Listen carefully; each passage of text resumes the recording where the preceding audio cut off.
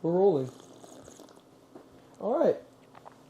Welcome back, my lovely, beautiful people, to another episode of Figuring It Out, in which we try to figure it out.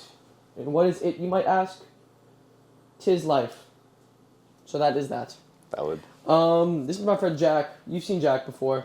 If you don't know Jack, he's You Jack. should. I'm Jack. That's it, Jack. That's enough speaking for you. Okay. This is my show. No, fuck with you. Jack. I was walking today. That's where you first messed up. I was walking today, and I was thinking, man, I'd love to record a conversation with you because I think you and I have a lot of insight, and we have something we have a lot of wisdom to share, and it's kind of a disservice. Maybe not wisdom, but we have a lot of ideas, which are pretty good, that should be shared, in my opinion. And I was thinking, I think the best place to start about sharing ideas that help people is to start with the very concept of sharing ideas itself. Okay. And what I mean by that is something we're both well known for. Something that many of our friends, they respect us for, we're kind of known for it, and we were talking about it last night, about the fact that oftentimes we forget we're good at it because it just comes so natural to us. And that, my friend, is the art of conversation. Right. And really what I wanted to dive into today with you is how does one have good, meaningful, quality conversations with people? Whether it be your best friends or a complete stranger on the street. Okay. So, dive into that. Would you like me to go? Yeah. How to just have a good conversation? There's a few angles to hit it at. I feel like the first one is you need to get free of self-judgment. Because in conversations, a lot of times we fear that someone will judge what we say, or maybe the idea that what we posit might be incorrect or wrong, and we don't want to, in some sense, feel rejected, which means that, in some sense, you would have to really go into that and analyze yourself and your own fears as it pertains to a conversation with someone, especially someone new. Okay. Like my immediate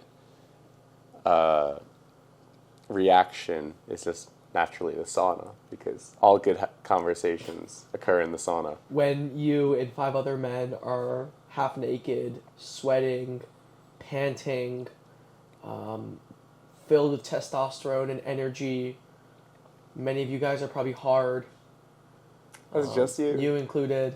No. But yeah, sure. Continue, Okay. Continue. Goddamn.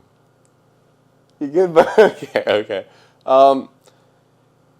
The next part after that is, that kind of corresponds to being willing to allow for a good conversation. I think one part of a good conversation is allowing yourself to be vulnerable.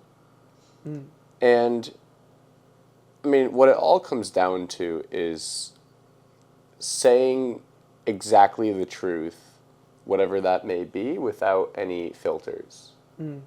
Actually, yeah, we're diving into a rabbit hole here. Maybe let's back up and define good conversation. If that is the goal of this thing, Okay. let's define what a good conversation is. Sure. The way I guess a good conversation is a feeling. It's not an objective, measurable thing of, if all of these things occur, it's a good conversation. I agree. It's not a to-do list. Right. So what I believe, at least to me, how I know I had a good conversation is when I came out of a dialogue with someone feeling better about myself and the other person. Like I really got to know the person on a deeper level. Yeah. Or that I got to know maybe some topic that we were talking about on a deeper level, and that I gained some insight or wisdom because of that conversation. Or maybe even you learn something about yourself. 100%. Right? Like, there's definitely times I've been in a conversation where I actually learn more about myself than the other person, even if the other person is talking more than me. Right. Right? Which is, I guess, maybe the point of a good conversation is to come away from it feeling good. Which is a very abstract concept, right? Like, there's a lot of times, like, yeah, like, I come out of conversation feeling good most of the times with my friends, right? Most of us probably have that, but there's a difference between that and, like, a good conversation. Yeah. I think maybe, like, a good conversation is satisfying to a degree. Always. It, like, satisfies a part of you, right? It's a game. It's a little game that you're trying to maneuver through together, which is the cool thing. I guess one aspect of, since now we've defined what a good conversation is, or at least feels like, the part that most people think about in a conversation is how can I say the most or the best? Yeah. And how can I get my point across? Or how can I impress the other person? Yeah. What actually translates to a good conversation is the art of listening. And rather than thinking of your own, next talking point, it's how can I listen to the other person attentively so I fully understand them? Dude, I say this all the time. You know this. I say it, and I love this line. And I keep it in my back pocket whenever I want to seem cooler to other people. No, I'm fucking with you. I keep it in my back pocket. But it's... in 99% of conversations, people are talking at each other, not with each other. Mm-hmm. It is me versus you. It is my point versus your point. It is my argument versus your argument. It is this versus that. It is this inherently, like, separate isolation thing where it's... we know this because we've dove deep into the world, like psychology and this and that and blah, blah, blah, blah, blah. But most people in conversation are simply projecting their thoughts or their ideas or their opinions onto another person. Mm-hmm. And they're not listening, but they're not listening to the other person. They're talking at the other person and listening to to their projection of the other person, their opinions, their prejudgments, and all that kind of stuff. And that's likely for some kind of, like, reaffirmation of their own ideas or beliefs. Yeah. Yeah, like, you ever meet someone who they talk politics with you simply because they want to make themselves seem righteous in the moment? Yeah. Yeah. Cough, cough, vegans. I love you guys. Please don't beat me up. I love vegans. That's fair. I mean, a lot of... vegans are hot, I swear. Okay. A lot of conversation, I guess an average conversation, is signaling. Yeah. And trying to, signal where you stand in the social hierarchy. And where you stand in the intellectual hierarchy. And it's just signaling of, hey, this is how you should view me. Yeah. Rather than just bring your authentic self and not really caring how others view you. And just saying, this is what I have to offer, which is my 2 ears and my 1 mouth. Valid. And, I'll use my ears a little bit more than my mouth and only say what is needed to be said. So there's 2 things there which I think are absolutely golden. Absolutely golden. Beautiful. Which is 1,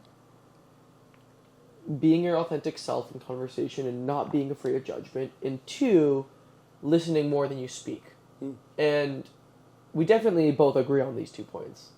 But what I really want to go into is, like, the authentic self. And, and kind of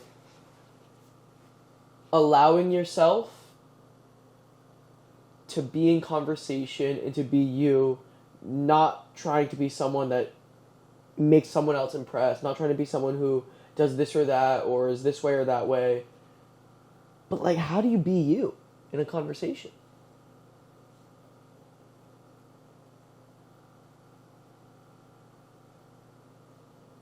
It's a hard question. I'm thinking of it in the worst case scenario where you have no idea. The thing is, since I've cultivated at least a pretty strong understanding of who I am now, it comes more naturally, and I don't have to. I guess here's how I'll hit it. The way I would say your authentic self is who you are naturally without trying. Yeah. And so the way to be your authentic self is to not think about it and simply to just be. And if you have something to say, say it. Yeah, you can't try to be authentic. Right. Those are two antithetical things. Yeah. The second you try, you're not being authentic. And so Yeah. the second you start thinking about the conversation, you're not thinking about your authentic self, and you're not bringing your authentic self. Yeah. Which is why one thing I love about conversation is it always generally puts me in the flow if it's a good Yeah. conversation. Yeah. And what that means is the only thoughts that are occurring are what's said. There's not a single thought in my mind when I'm in a conversation. Yeah, it's almost like you're like tapped into this like machine of words. It's just like feeding you the exact beautiful, most poetic, perfect things to say when they need to be said. Pretty much, yeah. It's you in some sense channel the universe through you in a conversation. I like to think of it as a linguistic dance. Yeah. That's so sexy. I know. A linguistic tango, a word like a phonetic frenzy. Okay, maybe frenzy is a little too much, but I like the alliteration. Yeah. And the thing is, I mean, that's what a conversation is. It's you're trying to trigger positive things, I'd hope, in the other person, which then spur a train of thought. That's what's fun about a conversation is you get to discover what lies beneath your subconscious. Yeah, I think one thing that's interesting that you mentioned earlier, which is the linguistic dance, and the idea that like conversation is something which you know is spurring and like triggering positive things. Maybe another attribute of a good conversation, and you talk about flow. We know that flow is often associated with intrinsically motivated activities. Mm-hmm. If your goal is to get something out of a conversation, I think that's the number one way to limit a good conversation. Yeah, I would say that's generally pretty true. It's when like, you go into a conversation expecting anything, rather than just to have a conversation, it's immediately going to be a flawed conversation. Yes, it's sort of like when Alan Watts says, or so many other like Eastern thinkers. I love Watts. Right? Yeah, we love Alan Watts. But he's like, the point of a dance is to dance. The point of a conversation is to converse. There is no end goal. There is no, I want to get this out of them, or I want to look this way, because as soon as you start that, you've doomed it to fail from the beginning. Essentially. It has to be a positive, self-motivated intention. Always. I mean, I've been having great conversations in the sauna recently. Valid. And it always goes so deep. And the way it always starts is just by asking, a lot of times, why? As well as, well, how does that make you feel? And actually listening to the answer. And then, if you don't have a response, don't try to fake a response. Just be inquisitive and think about the other person first. Real quick, while we're on that, I think it's a beautiful thing that you say, and you and I do this unconsciously. All right, maybe we do it. Maybe you do it consciously. I do it unconsciously, and I think you do too. We ask, how does that make you feel? Versus, what do you think about that? And those are two different questions. Oh, completely. Because one is coming from a deeper part of you, and the other is just, well, what have you logically rationalized about the irrational? And how many times do other people in your life ask you, how does that make you feel? Or what is this? And when people they respond to that question as, oh, I think this. No. I feel this. Right. And maybe we're looking too deep into it, and I am someone who probably No, it's a very important differentiation. But I think it's an important differentiation when someone gives a logical answer to an illogical question. Like, say, if you ask someone, like, how does that make you feel? And they say, I think that, I should think this way. Right? No. We're talking about feelings. Mm-hmm. And feelings are different. In a conversation, you have to feel the conversation. You can't rationalize or think about a conversation. You can't plan it out from step one and say, I'm going to go here and this and there. It's not a debate. Like, this isn't a debate team where you come in with a claim and an argument and a counterclaim. Like, no. No, of course not. What would you say hinders a conversation from going deeper? If you don't cultivate the environment to which that is a sort of conversation that is comfortable. Okay, so one thing I guess we can dive into is the environment in which a conversation occurs. One thing is, I generally don't really have, I was actually thinking about this today, it's very rare I have really good conversations at work, because like when I'm at work, I don't really intend to have good conversations. And I don't intend to, go deeper with my boss. Yeah. I think that's part of it, is just respecting boundaries. And I think the beautiful thing is, because you and I are young and we're surrounded by a lot of young people, especially in like party settings or you're in the sauna or this or that. I think young people generally have less boundaries because they've been less conditioned by the world of boundaries. Think about that. So you're saying that younger people, or I'm just going to use a lot of people because I think it's every age, don't really understand what is respectful to bring to a conversation and what is just outright just disrespect. Oh, wait, what is disrespectful to bring to a conversation? I'll give an example, laying judgment upon what someone else says. Oh, absolutely. Yeah, that's unacceptable. Trying to outwit someone. Anything that relates to a status or a hierarchy of... In a conversation, you have to be on the same level as the other person. Yeah. Which is why, the thing is, if someone's not willing to go deeper, I believe it would be disrespectful to keep trying to pose them to go deeper. Oh, absolutely. You can't. It's like the same way you can't force change onto someone. You can't force someone to go deeper. And I think, well, this is a good question then. One has to be receptive to that and know when it's time to stop prodding, when it's time to stop poking. And I think that comes with, number one, maybe that just comes with, like, the more you converse, the more aware you become of it, and the better you're able to, like, build that muscle to recognize it. Right. But two, it's being aware to the sort of things you normally wouldn't pay attention to, such as body language, such as eye contact. I think a lot of people are aware of eye contact, but they don't really think about it that much. But a big one, huge one, is tone of voice. Oh, yeah, tone of voice is everything. Because it's those subconscious cues that are picked up that allow you and the other person to determine how to react and how to act in the conversation. And so if, you have a really fast-paced, I'm going to use the word like sharp voice and probably high-pitched, like you're going to be intimidating. Dude, this is why, personally, I'm someone who talks really, really fast.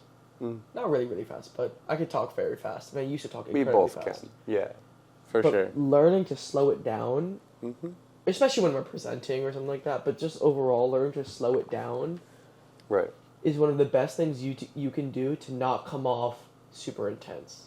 100%. Right? And super, like, demanding. Oh, yeah. Another big thing, which I guess just spurred to my mind, is rephrasing the other person's, I guess, response to show that you truly understand what is being said. Active listening, one might say. But I guess this is like the how does one actually go about that? And, one thing my grandma always taught me was repeat the main point that the other person made so that they feel heard. Because the thing is, there's one thing of just, going like this and having eye contact and looking like you're listening, and I'm still working on this myself, is to, not just jump to whatever it is your point may be, because I guess this is very much in like a debate or a heated conversation, because then the other person won't feel heard, and they're going to be like, well, my point just went in through one ear and out the other. Yeah. And then it's not about who's right or wrong. At that point, it's just disrespect. It is disrespect, yeah. And that's a big thing in a conversation of, a good conversation always occurs when both parties feel comfortable. And when both parties trust the other person. And I think at some level we definitely all crave a good conversation. 100%. Because it allows you to, I guess, toy with your own mind and the mind of another person. Yeah. And really discover what is lying beneath the conscious. I guess that's the really fun thing about a conversation is, at least for me, I'll always end up saying things that I didn't even really know myself. I guess that's where like the wisdom comes in. Yeah. Where it's like, someone might then ask me, well, just, hey, like, what do you guys talk about? Or, tell me this. I'm like, dude, I don't know. Like, if we talk about it, maybe I'll say something profound, maybe I won't. Like, you That's had to be the fun there. part. Yeah. The coolest part in a conversation is when you get those epiphanies. Yeah. And when you discover something new. Or a different way of looking at something. I mean, what you're really talking about in a conversation is you're sharing a narrative of how you perceive the world. And we all crave storytelling. We crave stories because it shows some truth as to, one, how you should, I guess, perceive the world. And, that's why we love drama, because then we know what not to do. And it also shows you what else is going on in the world around you in the same vicinity, which I guess is something cool as well. It's like we all want to hear those hero stories. It's why we all make up these tales and have these, I guess, archetypal stories. Because on some level, they are universally true, which is the art of storytelling, is reaching that deeper state that resonates with the other individuals. And most times in conversation, when you're talking from a place of truth and vulnerability, that is what appears. Because the thing is, well, it is true, and it's about you, and it's vulnerable. Yeah. Like, when you're vulnerable, you lower your guard, and naturally the other person lowers theirs too. Yeah, and especially when it comes to conversation, like, I think one of the things that makes us good conversers is, like, the fact we're willing to be we're happy to be vulnerable first. Right. And it's come at like a long time, right? It's not like we just woke up one day and like, I'm ready to talk about things that happened to me. No, it came over a long time, and we've gone through the whole, like, belief and then going deep into that and, like, reforming our thoughts and all that kind of stuff, right? How do you think one cultivates that vulnerability, especially in a conversation with new people? That's the hardest part. Two things. Actually, more than two things. But one is the realization that if you don't do it, it's very doubtful someone else is going to do it, right? Mm-hmm. Two, I think I'm really good at cultivating a space for that sort of vulnerability, not only because I might be vulnerable first, or I might say, like, if someone mentions something that triggers a thought in me, or, like, I'll say, like, I dealt that after I broke up with this person, I was feeling like that, or I say I feel insecure all the time, especially when you go into whatever it is. Mm-hmm. But I think one thing, which is honestly really underrated, is my approach going into a conversation is always playful. Oh, yeah. Like I never am super serious off the bat. Or if I'm serious in a funny way. All right, so this was actually the question that came to my mind as you were speaking. Because you're very good at this in a conversation, which is cultivating humor. How would you say one goes about incorporating humor in a conversation, especially, to go deeper and to allow for vulnerability and allow for those truths to come out? Humor. So, how does one give room for humor in a conversation without, and I'll do it a little addendum to the question, without being too cringy or without trying too hard? Because humor that tries too hard is bleh. I think number one is understanding comedy or understanding humor. And I'm not saying I'm a incredibly funny guy and like I'm the world, but I definitely enjoy comedy, and I definitely look at it, whether it be in the right form of writing or whether it be in the form of telling stand-up jokes or in stories, right? I just love it. I think all funny things have to be truthful. Okay. It has to have a grain of truth. You'll hear this a lot, since that people say, like, laughter has to point at something that hurts a little bit. And oftentimes you hear, like, the truth hurts. Therefore, if the truth hurts and laughter is the truth, laughter has to hurt sometime. And it doesn't have to hurt in the sense of it has to pain you and make you feel like, ah. But it has to resonate with some deeper part of you. But it has to resonate. And I think one thing I'm good at, and I don't look too deep into this because I think there's a point where you could just like go way too deep. I'm quite good at self-deprecating humor or making fun of stupid shit that we all think about. Yeah, 100%. So I guess in some sense you could then say that the best type of humor is when you make jokes about yourself. Oh, 100%. And then you also reveal universal truths within that joke because, well, chances are the other person can relate.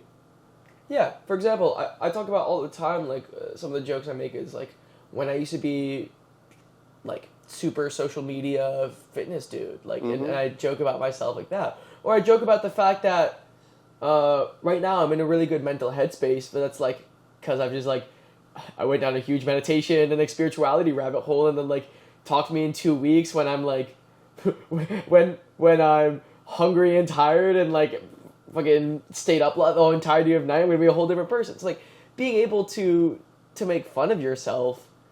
You kind of kill two birds with one stone, right? You allow yourself to be vulnerable, and number two, you show that you can be funny and like you don't have to take yourself so seriously. And like if you do that, the other person naturally will like fall into that and. I don't know, there's a very special thing about laughter where it just like makes people feel so much more comfortable. Oh, yeah. Right? So I guess here's a good place to end it off with the last kind of thing. I think what also cultivates a good conversation is to smile. Yeah, to smile and have fun with it. Yeah. Like no one wants to have a conversation with someone that just looks super serious and just like they're not enjoying life and the conversation. Like, that's not fun. Dude, it fucking sucks. Like, whenever I've had those types of conversations with someone who's like super monotone and flat and has no emotion and is just a neutral, I feel like an asshole because I'm like, am I annoying you? Like, yeah. I literally say that. I'll be like, am I annoying you? And they're like, no, like, I'm enjoying this. I'm like, you're enjoying this? Like, what? I'm just I'm in deep reflection right now. Then I'll be like, all right, valid. Yeah. Like, well, yeah, but then both of you guys are sort of in deep reflection, right? But, yeah, man, you gotta have fun with it. Because if you're not having fun with it, like, what's the point? What's the point of having a conversation? But also just smiling at the other person shows that everything is good. Yeah. And this ties into the fact that you don't want to be a judgy bitch. Yeah. As someone who used to be a judgy bitch, I didn't like being a judgy bitch. And people didn't like me when I was a judgy bitch. Because when you judge, it's only a projection of the self. What we dislike in others is a projection of what we dislike in ourselves. Exactly. And I guess the best way to end a conversation is to talk about when to end a conversation or what to do when the conversation is going a little stale. And I think the best thing or the best heuristic that I use is when it looks like the other person is not speaking, stop talking. this might be unpopular, but dude, this is me becoming. I'm about to say this, and anyone who watches this is gonna text me, and be like, "You're manipulating people," because what I'm about to say is gonna seem like an absolute manipulation. Okay. Are you familiar with the peak end principle? No. So this is something done by. You ever heard of Daniel Kahneman? Thinking Fast and Slow? Yes. In addition, like, very famous Israeli psychologist that kind of like pioneered the field of like attention psychology and perception and so much of this. And he found this really interesting thing.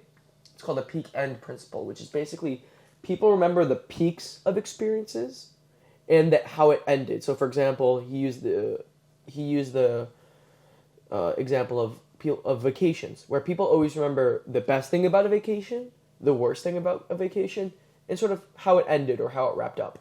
And I think the same thing is with conversation. We never really remember. Maybe I don't. I speak for myself here. Like, no one remembers the middle. no one remembers the middle. You remember the best part. You remember the worst part, maybe, when it was like first starting off. You guys are kind of rocky, and you remember the end of it and how it made you feel at the end.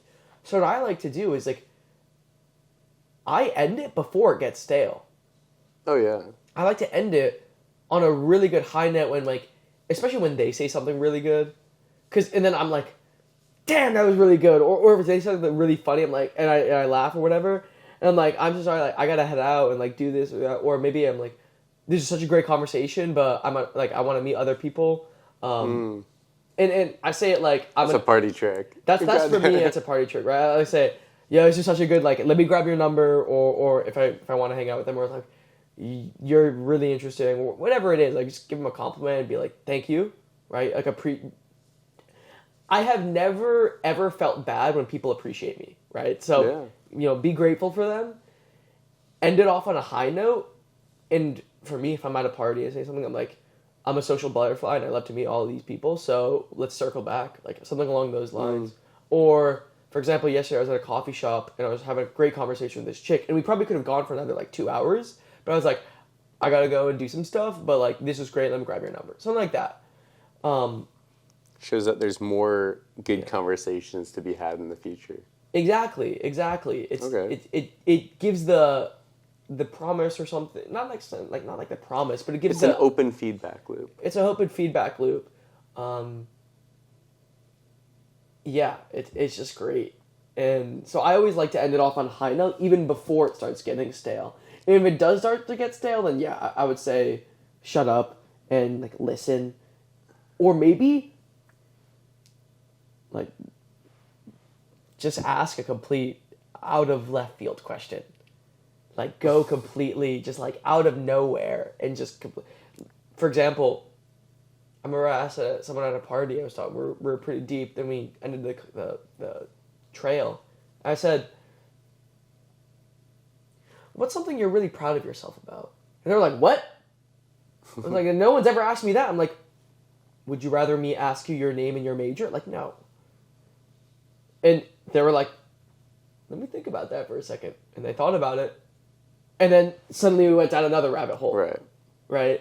So I think also being open to pivoting and being open to whatever. Being adaptable. Amazing. Yeah, bro. I think it's a good place to leave it off.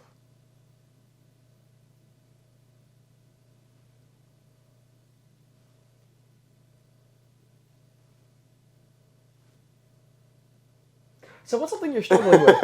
I'm fucking with you. Alright, thanks, bro. Take care. Goodbye.